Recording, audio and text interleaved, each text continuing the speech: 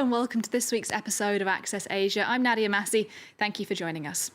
Here's what's coming up for you in today's show. Is Hong Kong becoming unaffordable? Housing in the city now costs more than London or Paris. We take a look at the impact soaring rents are having on the anti-government protest movement there. France 24 on the ground in Kashmir. We gain rare access to the Indian state and witness security forces using violence to stifle dissent. And are Chinese children being exploited by the fashion industry? As demand for models skyrockets, many fear its young stars aren't being properly protected. We start the programme today in Hong Kong, where tensions between anti-government protesters and the police are escalating. The city witnessed some of its worst violence on Sunday when police fired live rounds at demonstrators for the first time. The protests were originally sparked by a planned extradition bill to the mainland, but it's since morphed into a wider movement against injustice in Hong Kong. One of those injustices is housing. Although the Asian financial hub may have a reputation for wealth creation, it is also home to vast inequality.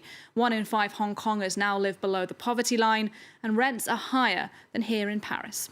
Here's Clement Bonnereau with the details.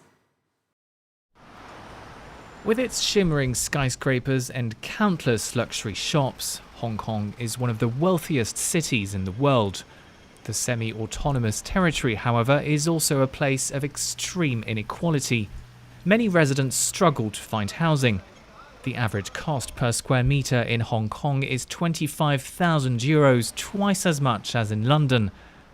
This 30-year-old nurse lives in a 9-square-metre apartment. Ashamed of her situation, she asked to remain anonymous. So this is where I live. Here's the bathroom. Here my wardrobe, and this is my desk, which I also use as a dining table. And there's my bed. As you can see, it's very small. To live in this tiny apartment, she pays €750 a month, more than half her salary. There's no space here. I'd love to have a bigger apartment, maybe 20 square meters. I could even have a cat. That's why we're protesting. Housing is getting more expensive, and yet the government is doing nothing about it. Rising living costs lie at the heart of the protest movement that started in March. For lack of a better alternative, many residents live in subdivided apartments. Some are so small they're called cages. Godfrey Chan pays €250 a month in rent for this 2-square-metre space. This is my bed. This is where I sleep, eat, and spend most of my time. Chan is currently unemployed. He receives €500 a month in benefits, but he sometimes struggles to make his rent. He shares this 60-square-metre apartment with 20 other people. It's too small here. I barely have any room to get dressed. Like hundreds of thousands of Hong Kongers, Godfrey Chan joins the anti-government protests that have rocked the city for weeks. If we lived in a real democracy, the government would listen to us and solve our problems. Local authorities say over 250,000 people are waiting for access to public housing in Hong Kong. Critics say the number could be much higher. Now, the Indian state of Jammu and Kashmir has been under virtual lockdown since August the 5th, when Narendra Modi's government scrapped the region's special status. Phone lines and the internet have been cut, and getting a clear picture of what's happening inside Kashmir is proving extremely difficult. Our reporters, though, did gain rare access and managed to film inside the disputed region. They witnessed protests and how security forces are trying to use violence to stifle dissent. Here's an extract of their 12-minute report. Young and old have been gathering here every day in defiance of a law that bans public meetings.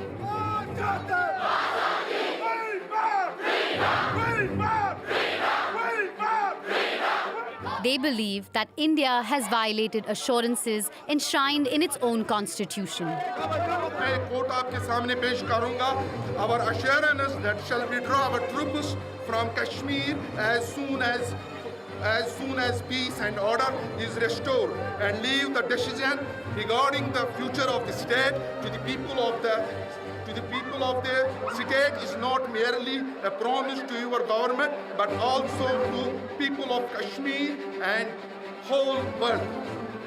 Many here see the revocation as a betrayal of that promise and feel that this has further alienated them. They have taken a decision without asking Kashmiris, without taking us into confidence. So much has happened here, and they never treat us with decency nor humanity. Speaking so freely can come at a high cost. The military in Kashmir are accused of using brute force against protesters. This group of young students has just brought their injured friend to the hospital. I live in Surah. We were protesting there and suddenly the police arrived. They attacked us with pellet guns. The pellet gun has become the military's weapon of choice. None of them want to risk showing their faces on television, but the victim echoes the same resentment we have been hearing again and again.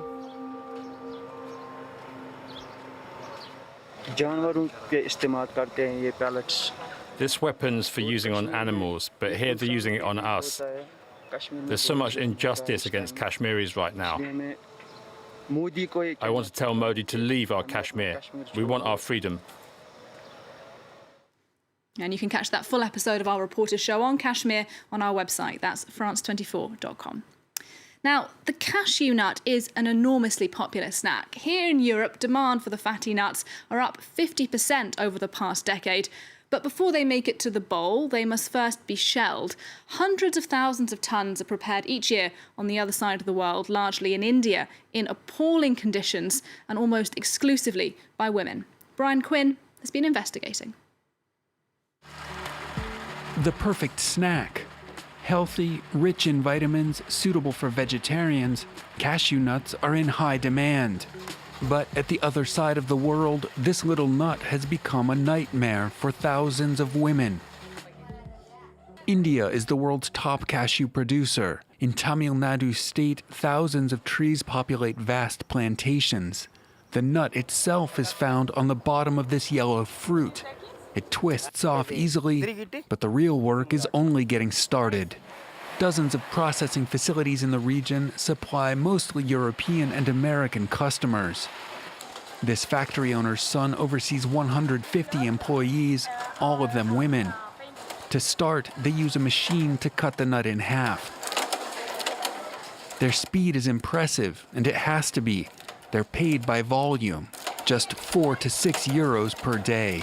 They have to start early in the morning, so they'll work fast and they'll earn something. There is no stipulated fixed salary for them.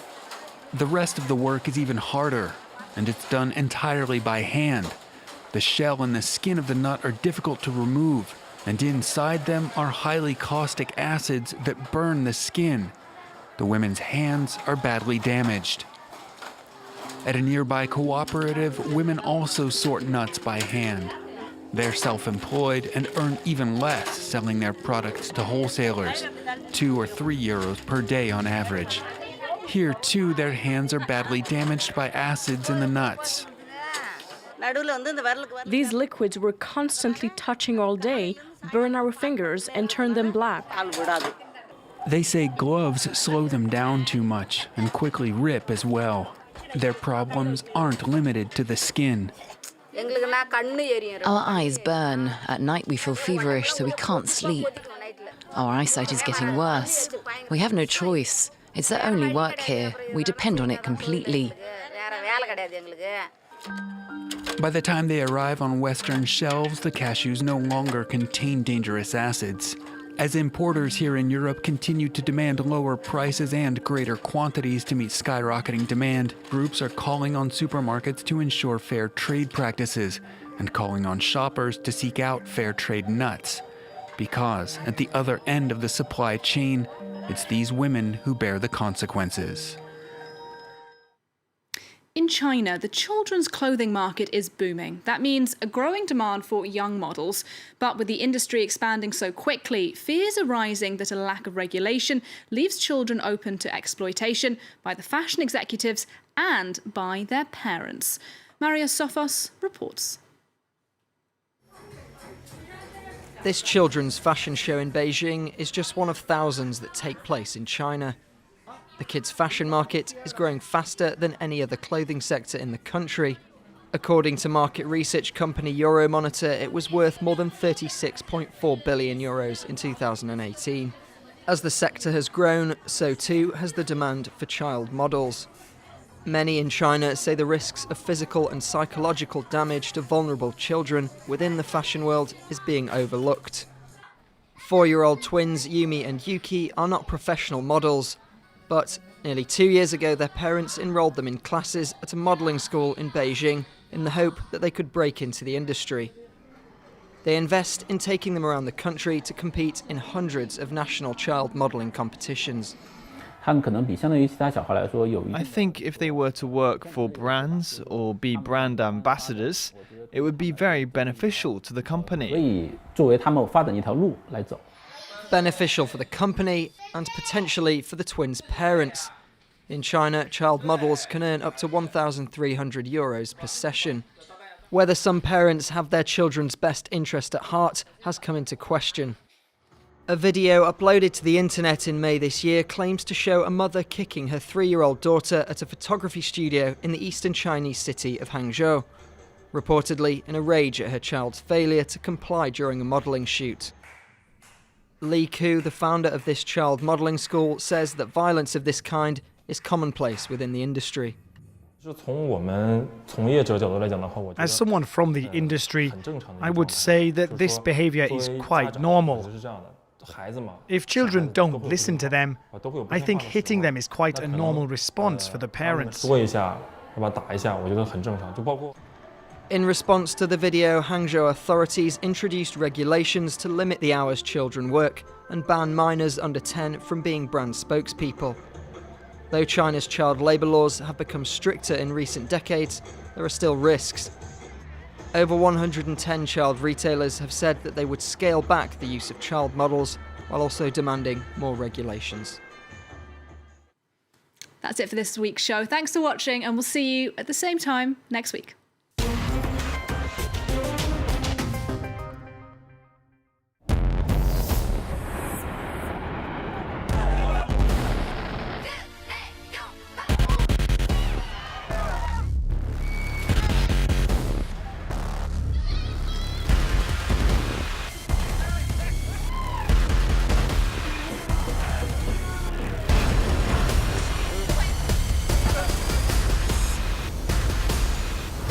Liberté, égalité, actualité.